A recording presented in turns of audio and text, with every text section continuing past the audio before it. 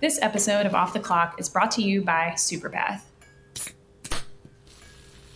Back for another episode. Cheers. Off the clock. Here we go. We back. We back. Cheers. Great. Okay. Krista, take us away today. Where are we headed? Oh God. Who can say? I have no idea. I can't do this. No, Somebody else not need to feeling say it. Okay. Allie, you said it's been a long couple weeks. How are you feeling today? I'm feeling good today. I go to Florida tomorrow. So Exciting. that's mentally I'm in Sarasota. Okay. Of course. Physically, I'm with you all. For Okay, a vacation, you're going? One of my good friend's 30th birthdays is on Sunday.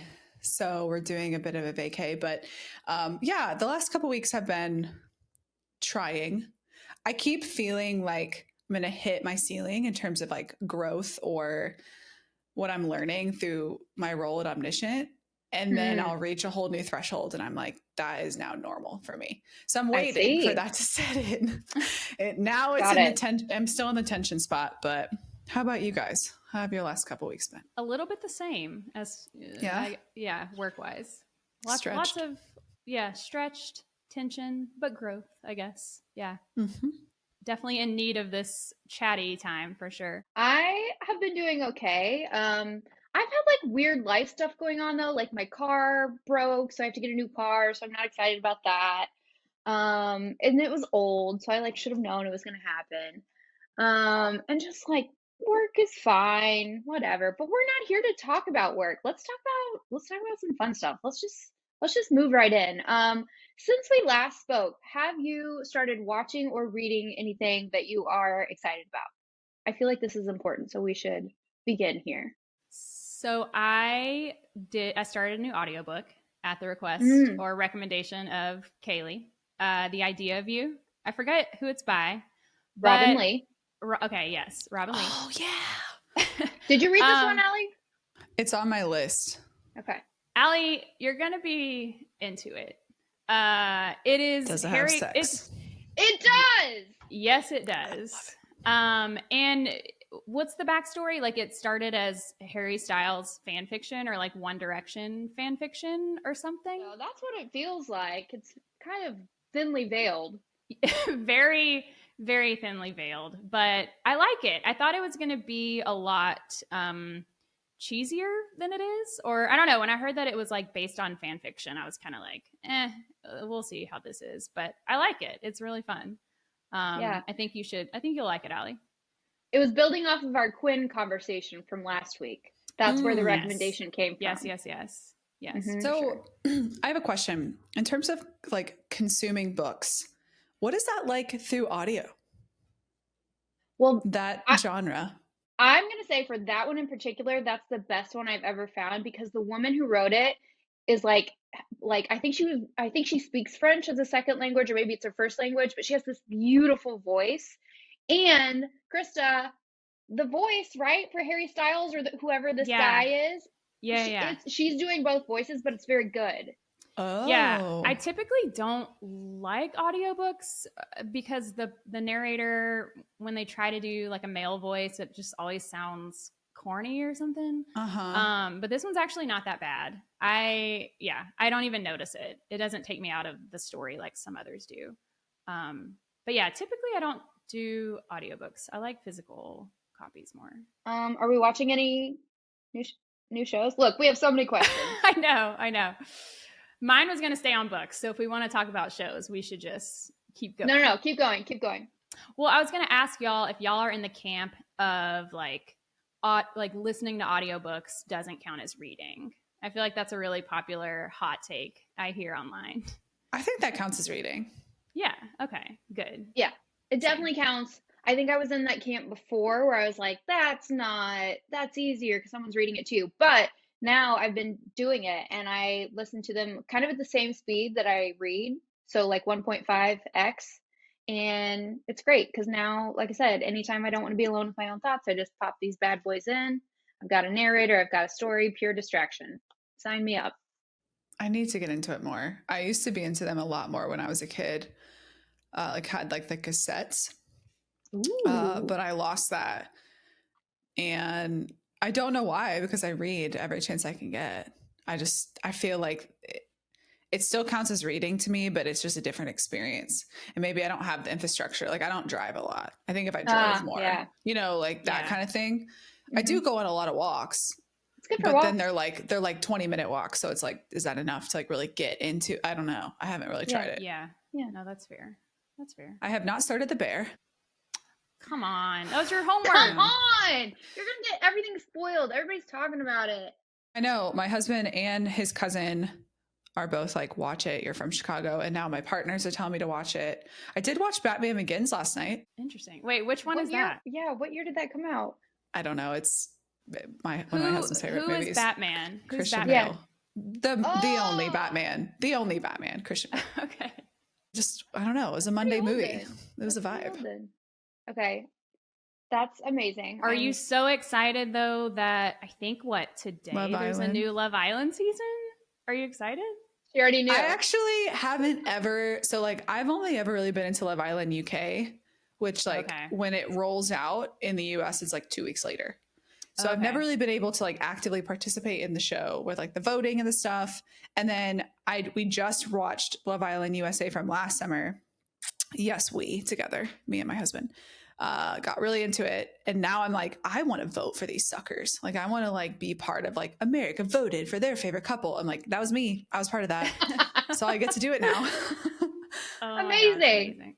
I remember feeling that way about the original American Idol. Like, yes. Oh my God. TRL. Like I am part TRL. of this. Yes. Christina Aguilera, you owe me a lot of money for phone calls into TRL. Same, but Backstreet Boys.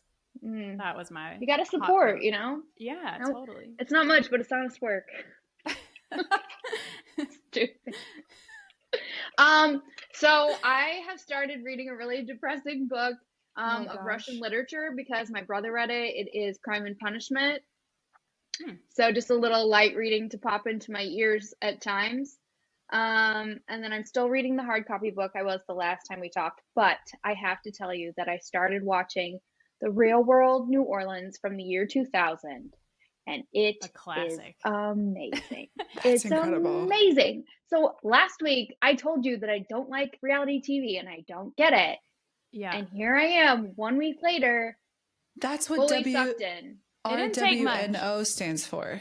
Mm-hmm. I Googled it and it just kept telling me Reno. I was like, what does this mean? No. Real World New Orleans. And it's 2000. So it's like before social media, before they could Google each other, before they came on the show. And they're just like totally trying to feel each other out.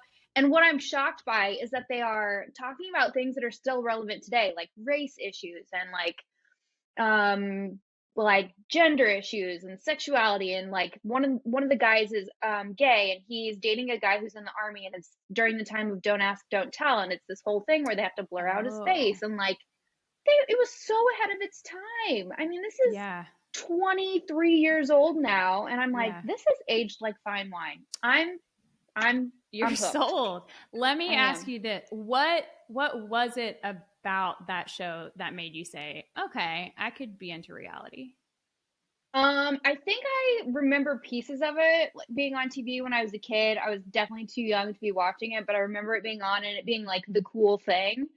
And it's so funny. I tweeted about watching this a couple days ago, and so many people have said that season in particular is the best season because the people are just the right amount of crazy.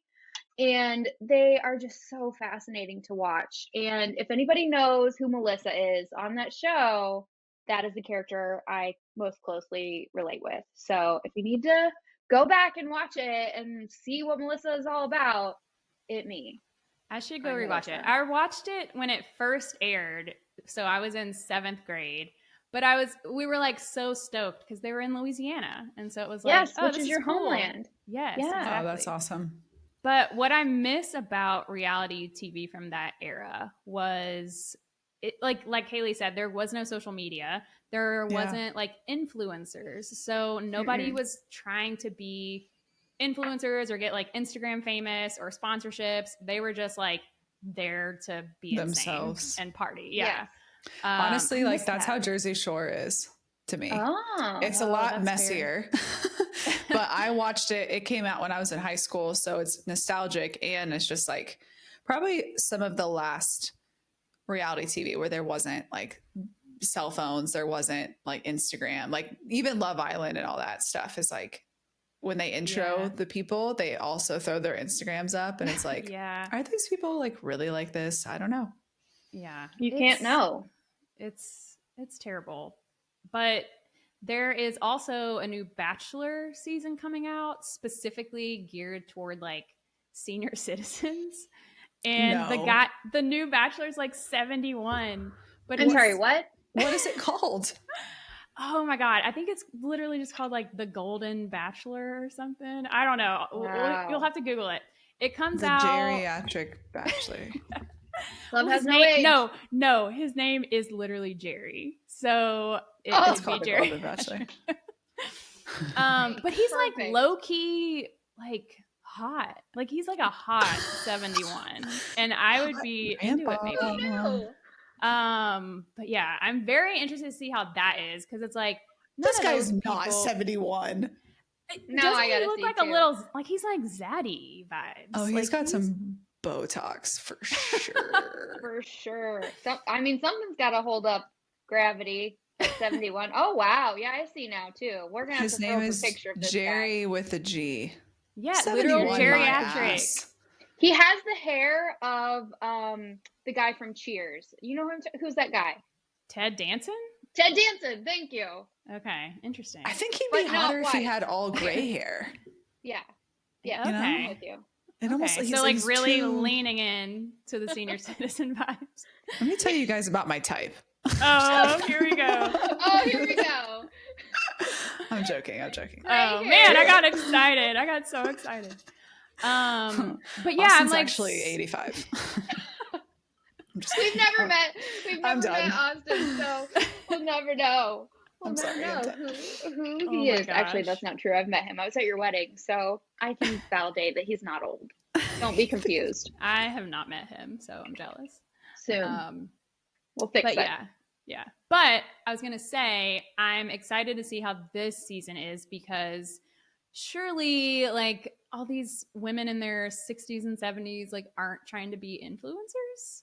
Hopefully. That's so true. So I don't know. I just feel like it'll be way more interesting and like way more fun because I can hardly watch any of the Bachelor or Bachelorette seasons anymore because it's all just like the same person trying to get famous. I'm trying to look up the cast. While you do that, I think that we should talk about this thing that I saw on the internet over the weekend. I saw it on Twitter. And so she's called a pink doll. And basically what it is, hopefully we can show a clip of this somehow, but she is pretending to be an AI. And so she's getting, I don't know what platform it's on even. I think maybe like some sort of live streaming thing, but you can like give her feedback and like send her emojis and stuff.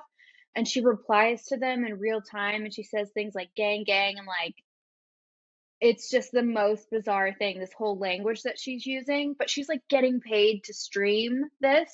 And I just feel like we need to talk about it because I saw it and it kind of broke my brain. Do you guys know what I'm talking about? Who's paying her? People like on the internet. So is strangers. It like OnlyFans then? Like I know she has an OnlyFans. She has an OnlyFans.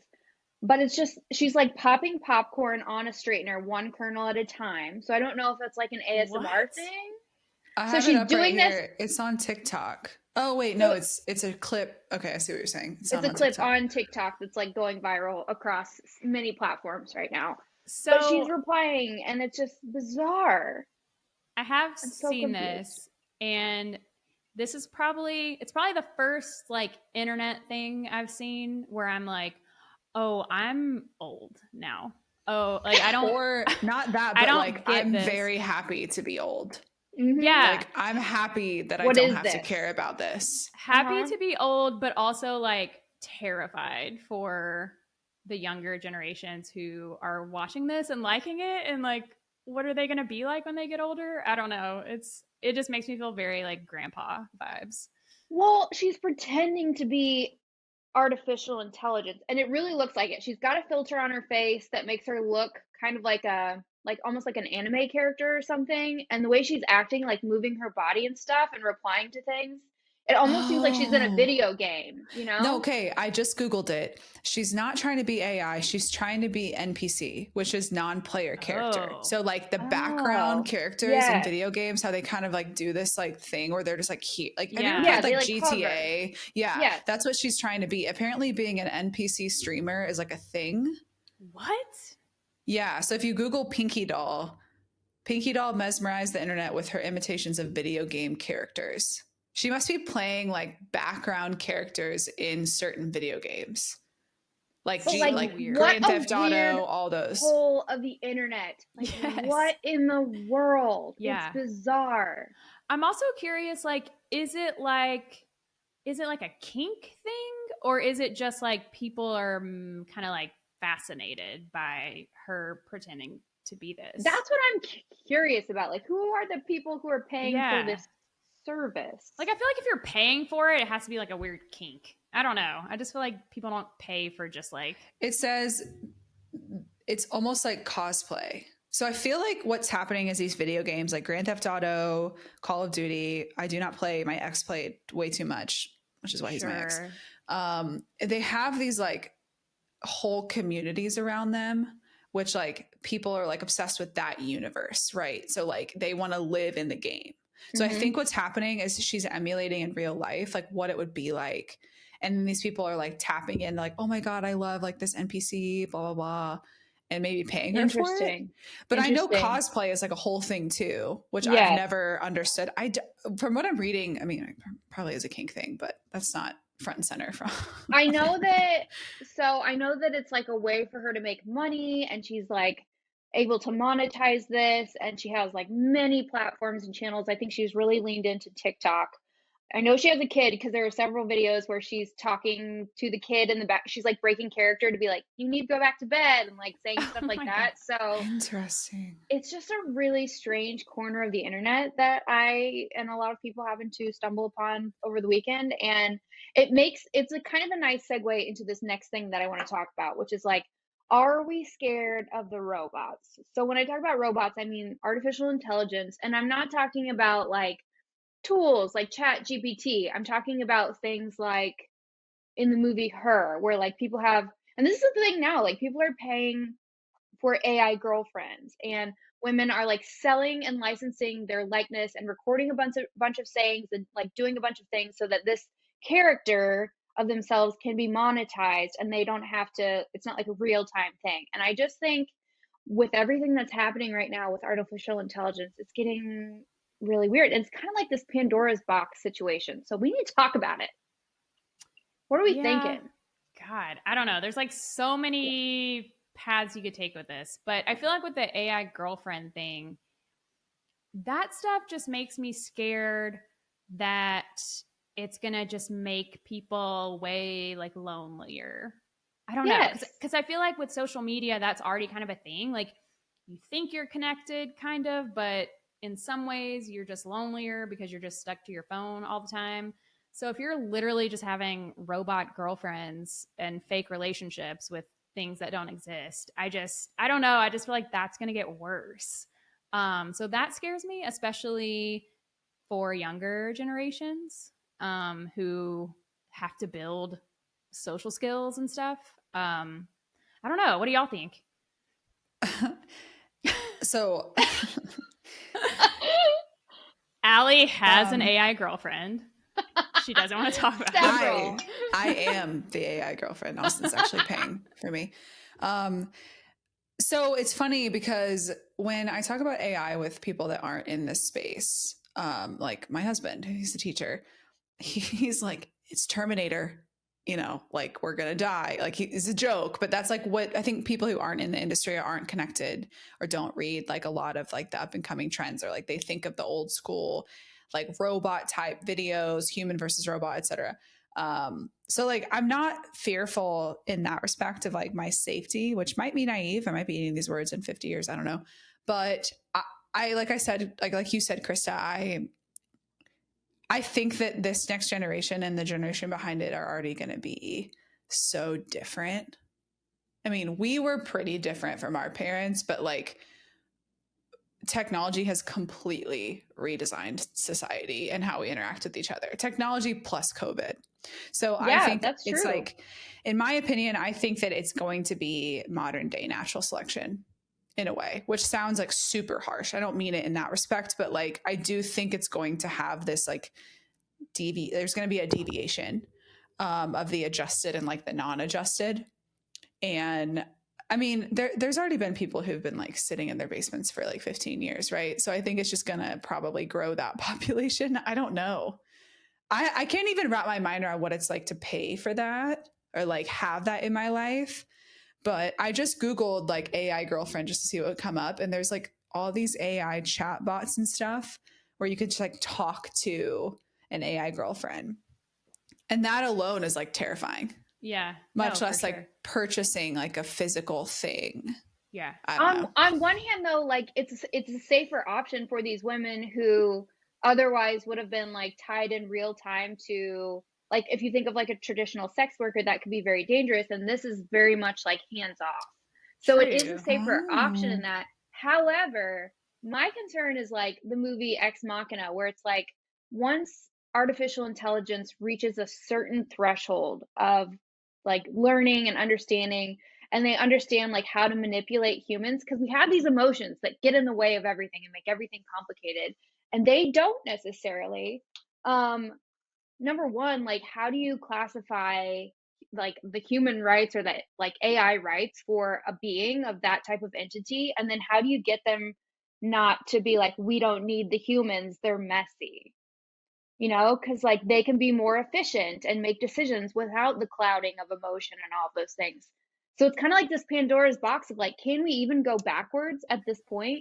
Because it's already happening. I don't think we can go backwards. However, so what you're talking about is AGI, so artificial general intelligence, which is when it is essentially sentient and can make its own decisions. But there are, according to a lot of smart people who are not me, there are still several steps that need to happen that could take like decades for us to even get to that point. Do I know what those steps are? Absolutely not. I'm not smart enough. I am not smart enough to go there. But according to like a lot of the experts, like Sam Altman of OpenAI and stuff, like we're still a long ways away from that. So maybe we'll just be dead. Maybe we'll be dead, or maybe we'll at least be like on the next season of The Golden Bachelor or something. We'll be hella right. We'll be busy with other things. Yeah, we don't even. I don't even know how to use this thing. What is this phone? I can't even. I can't. Yeah, exactly. So yeah, but I'm also just really excited. Like, forget about AI girlfriends or like marketing or whatever. Like, I'm excited for the advances in science that will probably happen in the near term. Like, there are already like AIs that can identify issues in like people's hearts and stuff with greater accuracy than some doctors. And so I don't know, I'm just excited to see the advances there, because feed an AI like a bunch of medical data and maybe they can fucking cure cancer or Alzheimer's or whatever. Right. So yeah, I think that's where I'm like very optimistic and like excited to see what happens. And I think we're closer to that than we are like scary Terminator stuff. That's it. I think that's a good perspective, because it's easy. I feel like being scared is like the easy reaction to like, oh, I don't know about this, I'm terrified. Well, yeah. You know? Well, it's like all you see, right, on the internet, because that's what gets the clicks. But I don't know. When you dig a little deeper, I feel like there's going to be a lot of really good stuff that comes out of it. It was really interesting because a couple of weeks ago I spoke at Columbia for a journalism course, and the topic was AI. And at the end, there were some questions from students that were like, every day my parents send me things that are like articles talking about how AI is going to take all of our jobs, and like it's stupid to pursue this career path, and is that true? And of course the answer is I don't know, but I think it's definitely something that a lot of people are thinking about right now. And just like I know we're not talking about work, but like being in the writing space and being in the freelancing space, I do think it makes sense for a lot of companies to outsource to these tools, because they can be more efficient. And even if it's, okay, this is like something we can work with, it's not perfect, it's a good jumping off point, it's a good move for efficiency. So it is already kind of like doing some of those things, which is a little scary, but also like could be helpful. Yeah, we've talked a lot about this with myself, David, and Alex, my partners, and the conclusion I've come to, and it might sound harsh, and I know there's obviously nuance to it, but I think if your job can be replaced by AI just as it is, right, then maybe it should be. If it's a matter of like, if you can write to the caliber of OpenAI or ChatGPT without any human editing or influence or strategic input, then maybe it should be. There's I think that's just and that's how it is with the Industrial Revolution. Like there were a lot of waves like that. Yeah. But I mean, I don't personally utilize it a ton. I'll use it to analyze data. I'll use it to edit or like condense something I'm writing. I'll use it. A cool thing I've done is like explain this concept to me through the lens of like tennis or volleyball or something I understand. And sometimes it'll restructure or create analogies for me if I'm like, it's just a different way of doing like explain it like I'm 5. My partner Alex he keeps it up and uses Chat GPT as his Google. And so it will be like a different search engine. So I think it's wise to in the context of work to understand the concept and learn new ways to like truly find it valuable. But I think it's just another tool to just be better than, essentially, or use as a complement to your own skill, like human skill set, Yeah. I think it's generating new jobs too, because there's like, we need a prompt writer for ChatGPT, or we need an editor to work with these documents that ChatGPT has kicked out and make them what we want them to be. So I don't think people are really talking about that. It's just like, oh, it's going to take all the jobs. No, actually, it's kind of generating some too. So we can all work smarter instead of harder, which I think is a good thing. And I don't think it's like everything is great or everything is bad. I think it probably depends on the situation. But yeah, I just wanted to talk about it because I saw that the girl who was doing the like whatever you called it, the character thing, and I was like, yeah, it was freaking weird. I texted my 12-year-old sister because I was like, is this like what she's into, her and her friends? And she was like, I don't know who that is. So no. Yeah. What's her name? My sister? Alyssa. Yeah. Can we run everything by Alyssa to make sure that we're still Please. She can be our 12-year-old filter. We need a segment called Ask Alyssa so we can report on what she has validated or not validated for just us. To warn you though, she's 12 years old. She does not want to talk to me. So can we incentivize her? Give her what she wants for the information we need. I was like, do you know who this is? And she said, no. And I was like, well, who's your favorite like TikToker? And she said, IDK. And I said, what about Instagram? She's like, girl, IDK. So she's not brutal. She's not going to go. No, like smiley face or exclamation mark. Just dry as hell. No punctuation. Okay. Everyone no knows punctuation. Yeah, that's how you know if someone's mad at you. You know what punctuation do they use, right? She is not. Yeah, she's definitely giving you nothing. She's giving me nothing.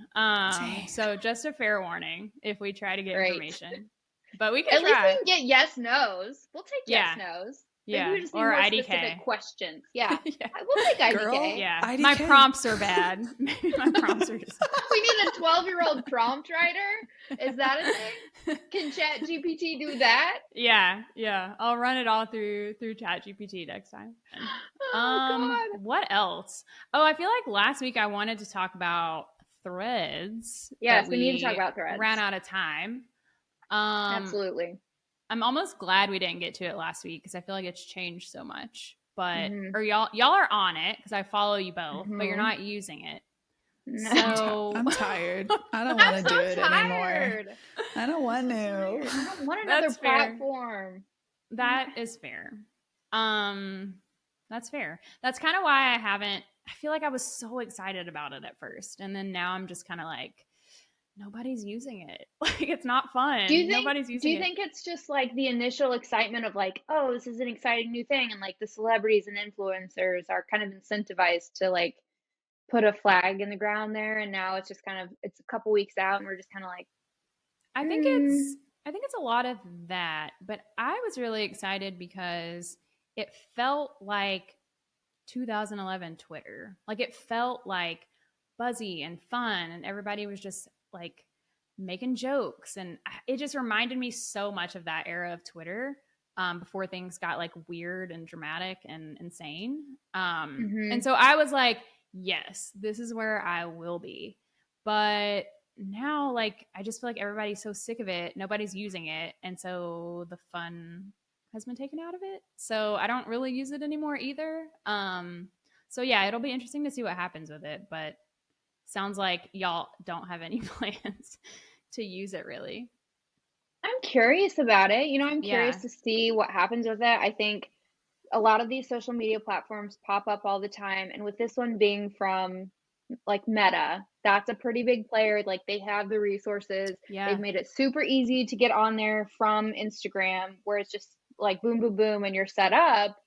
I just think people are tired. And I think, Yeah. with Twitter not being what it is anymore, a lot of people are like, oh, this will be like, I'll use Threads the same way I was using Twitter. And the reality is we're just like, really? Will I go? Well, it's just Twitter's such a habit. Twitter's such a habit. Like I've tried to quit it so many times, even going as far as to delete my old account. And there's no getting away from it once you're in that habit. And so I don't know if Threads can become a habit in the same way. Yeah. I would use it more if it was accessible on desktop. I think for me, like I've been, you guys know this, I don't respond to like a lot of things in a timely way, and it's not intentional. I think I'm hitting a whole new threshold of stress in my life. You're and like a busy gal. But it's not, I don't like that, because I think it also, I don't want people to feel like they're not a priority. But like sometimes I'm at capacity by like 5 p.m. So on my phone, I'll like usually talk to my friends and family. Instagram, as you both know, I'm like still a very big Instagrammer. But I do a lot on my computer too during the day. And so I think I would probably utilize it more if it was on desktop, because I deleted my Twitter app about a year ago because I would end up scrolling in the middle of the night and I'd be like, look at all these people doing all these things that I'm not doing. Like I need to do all these things, especially because like I've curated my Twitter to be a lot more like networking, work centric. And I mean, I met Krista, like I feel like I have a lot of like internet friends. Like it was definitely like a good community to be a part of, but I struggle with sleep and it would just perpetuate. With Threads, it's giving me the same vibes. Or maybe I want it to be the same, where it's like a new Twitter, but I'm also sensitive to like, if it is work related or career related, I don't really want it on my phone, but it's not accessible on desktop either. So I kind of am at a crossroads. So I don't know. I'm trying not to be online. I assume it'll be on desktop at some point, because you can use Instagram on desktop. So I assume at some point it will be. Yeah. It's probably just a new habit. Yeah. People are building a new habit. I'm surprised that it's not on desktop. I have seen a lot of people with really massive Twitter followings, though, go over to Threads and start over with like hundreds of thousands of followers on Twitter. And they're just like, I'm done with that, which is kind of shocking to me. But they're getting really, like they're doing numbers on Threads because the reach is so good. Yeah. Yeah.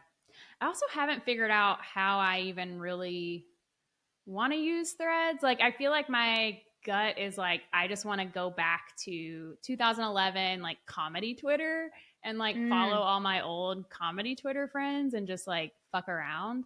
But it's just such a weird vibe when like I have my current Twitter, like marketing Twitter friends, and then my old comedy Twitter friends. It's just kind of like, I don't know how I want to use this, and it's weird. But I don't know. It'll be interesting. I do like that they've made it super easy to share as well. Like I like that you can share on Instagram really easily, like different threads that you like. I think that'll be good for them maybe, but yeah. Meta, the monopoly. I know. I don't know how they're getting away with this. I have a lot of questions about that. And I feel like I get an email every other day for like class action lawsuits through Meta, and I've never got a check. Like I filled out every form. I don't know if I'm just giving my identity away to these scams. I actually just did that yesterday. It was like, if you've used Instagram in the state of Illinois between these, I'm like, sure, I'll sign up. I'll get Venmoed $60 in a year. Yeah. Y'all are getting scammed.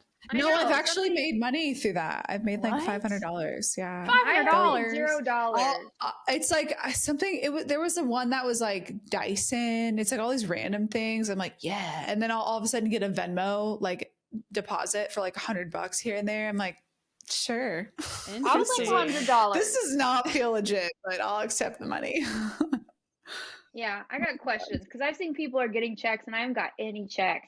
I've probably just had my identity stolen over and over. There's probably like 50 Kaleigh Moores running around just opening credit cards. They're just like taking it's all your NPCs over and over. Yeah. In the background. That's what it is. Vibing. Yes, just this. I'm just bobbling.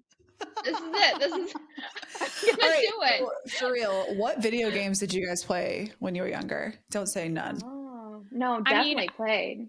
I was hardcore as a kid into like anything Nintendo and Super Nintendo. I feel like I never really progressed past, I don't know, Super Mario Brothers. Like I never really got into like Xbox or anything.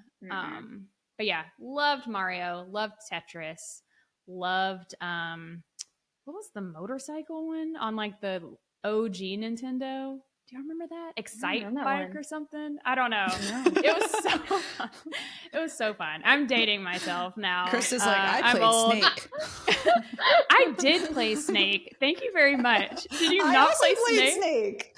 I also played Snake. Oh man, that old school Nokia. I'm sorry, I can't talk right now because I have a cell phone. I'm gonna play Snake right now. Kaleigh, what did y'all play? I played Aladdin quite a bit. That was a fun one. Yeah. Like steal bread and like jump on stuff. That was a good one. I played a lot of Mario. I played Mario Kart. But a non-traditional video game that I super loved was Cruisin' USA, and they had it at the pizza place here in town. And it was like the console arcade game. And it was like cruising, and it was like you were driving the car. Yeah. Oh, what a rush. I missed that. What a rush. I had a little brother, and he had a PS2. And we used to play this game called SSX Tricky. It was a snowboarding game.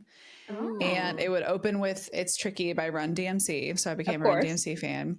And I was so good at it.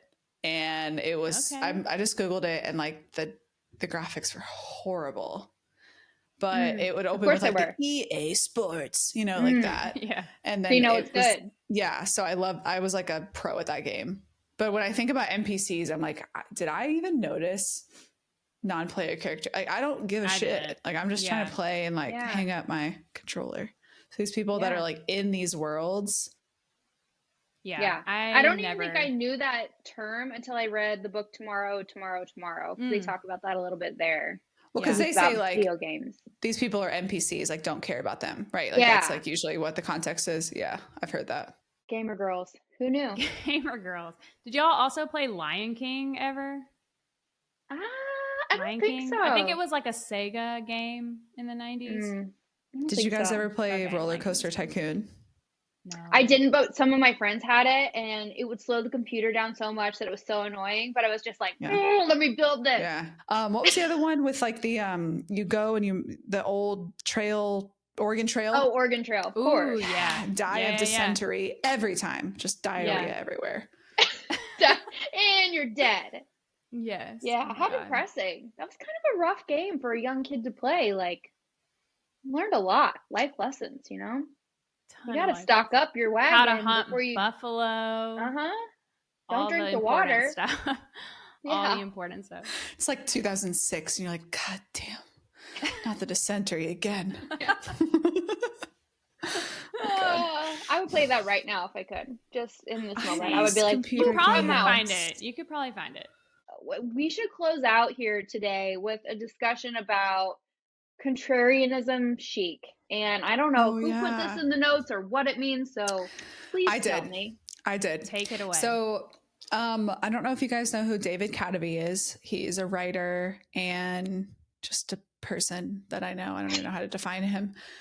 He was one of our first guests on the Long Game podcast, the podcast I do with my business. And he's just like a very interesting thinker. You know, those people that you're like, I don't know how to put you in a box, but I just want to know everything that you think. He has these newsletters called For the Love of Mondays. And they come through on Mondays, and yesterday's was titled Contrarianism Chic. And I was like, interesting. So I opened it, and it was basically about how we're in this age that being a contrarian is chic and fashionable. And he writes, I miss the age of curiosity chic. And I was like, oh, okay. So I was reading through, and I was basically just saying, like, it's so popular to either like prove things as shams, poke holes in them, you know, rebel against them, be different than what everyone else is, right? I think it might be going against this age of like being basic or whatever. Okay. And he writes, somehow it became cool, or at least perceived as cool, to build an identity around defining yourself as what you're not rather than discovering who you are. And that's what the dichotomy is we used to be in this age of curiosity, or we were just figuring out who we are, what we believe, we want to learn. You know, he says curiosity chic was like really defined by books like Freakonomics and other books like that, where we were just absorbing information. So I'm curious if you guys agree, and if you think that that defines kind of the era that we're in right now. That's super interesting. I feel like that has always been around. Like, I feel like there's always this subset of people who are that way, are very contrarian. Maybe they're louder right now because of the internet? I guess so. Yeah. Yeah. But thanks. I hate it. Like I am so not a contrarian, because I think that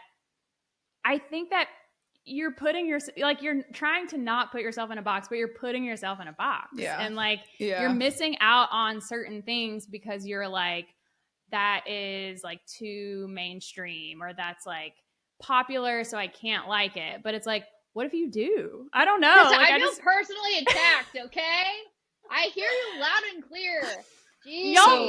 Y'all both have described yourselves as contrarians, but it's like, I just feel like, because I'm not a contrarian at all, and I never have been, I'm just like, I'm just so much better, and like so much just more adjusted. No. So like, do bandwagoners not bother you at all? What do you mean? Like, is there anything, like, is there something that you've loved since like a music group or a food or a drink or something, where you love them from day one and you put in the work, you followed them, you supported them? I'm not even thinking of anything specific right now. I'm just thinking like gatekeeping. Like, do I feel like I need to gatekeep? And then they become popular, and when they're popular, then they have this huge rush of fandom. You're like, wait, I was there first, or like, I know what it's like to be like a real fan. I'm not even thinking of anything. No. I don't know. I feel like, I mean, maybe a little bit, because we're all assholes and like, I have that in me, but I also like, it makes me happy because I'm like, cool, this is getting recognized. You are better than us. No, that shit annoys me. That shit annoys me so much, because it's basically people like not thinking for themselves, and it annoys me. And I don't know why. Like, why is that my business? It's not. But like, but go away. No. Contrarianism, in my opinion, that's not thinking for yourself either, because you're just like, okay, oh, this is popular, so I'm not even gonna like give that a chance. All right. You know what I mean? I know what you mean. Okay, so you're bandwagoning in one direction or another. Exactly. That is exactly it. Because you're jumping on the bandwagon of like hating something just because it has been deemed popular or not popular or whatever. Huh.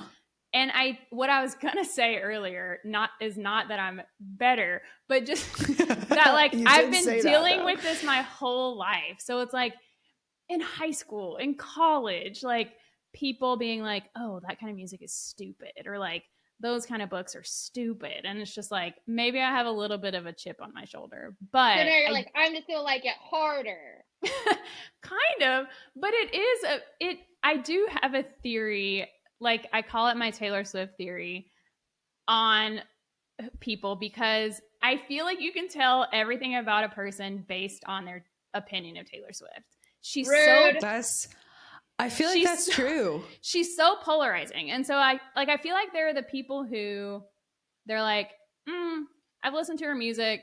I don't like her, whatever. And that's fine. Like, nobody's for everybody.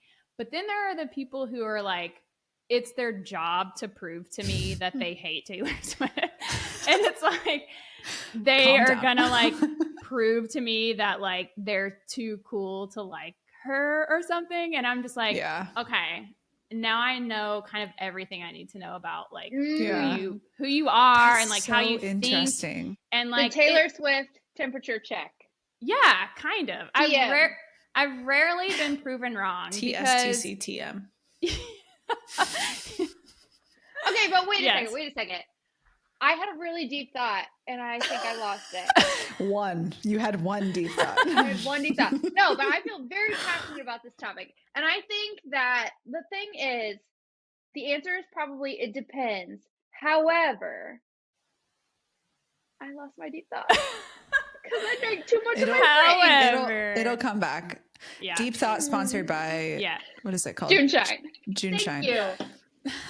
But yes, I do feel like in general, contrarianism, it's just another form of bandwagoning, and it's just another form of like, you might be missing out on something that you actually really like, and you're just too scared to, I don't know, try it or like admit that you like it. I don't know. It's just like, it's a very weird concept for me.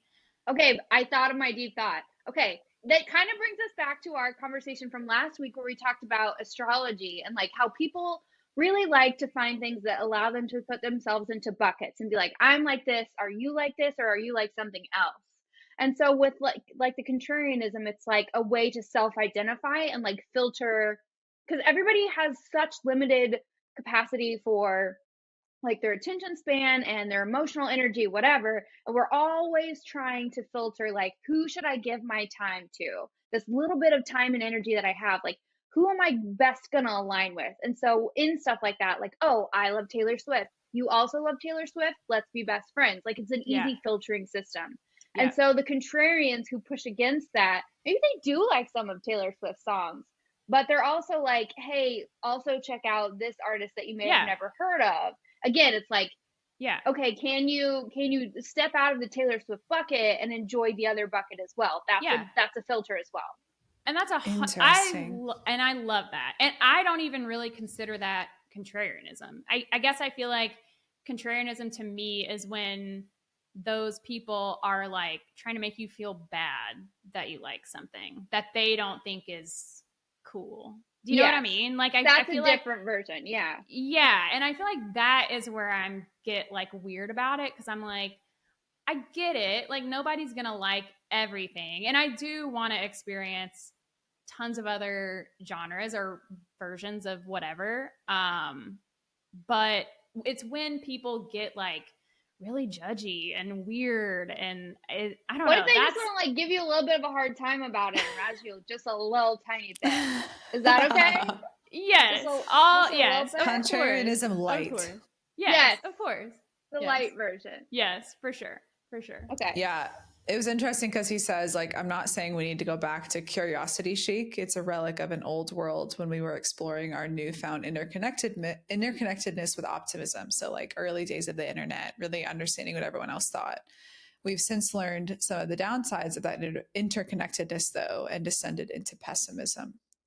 So he talks about this third option called Bayesian chic, which I think Bayesian is more being like open to collecting more evidence and then changing your mind along the way, which is just like being a generally good human, in my opinion. Yes. Being able to, I think it says a lot about someone when they can change their mind. 100%. And I think that's so true. And I think that that's important too as you're aging, because we're like, Allie, you're the baby here, but we're like aging now. We're in our 30s, we're maturing. And it's like, it's very easy to get comfortable and stop putting in good inputs and like stop being curious and being like, I think I got it figured out. You know, like, I think I get the world. Like, I'm pretty good. I don't need any more info. And when you start doing that, your brain starts to rot. And so I like the curiosity chic of like, I want to be curious about the world and learn new things and like be open-minded and like make a PowerPoint, make me change my mind, like convince me I'm wrong. I'm here for that. I hope that I'm always like that, because when you stop doing that, then you start to suck. And we I should think do that's one of all those that PowerPoints. matters. Oh Those my PowerPoint God. sleepovers where you come with like snacks and a Yes. PowerPoint to Absolutely. Yes, for sure. I don't remember what I was gonna say because the whiskey has kicked in. Do we hear the the ice is the ice is clinking, and that is our cue that it's time to wrap things up before we start getting too messy. Well, that's a wrap for today. Wee. Thanks, guys. Cheers. Wait, cheers. Cheers. Great. This is heavy.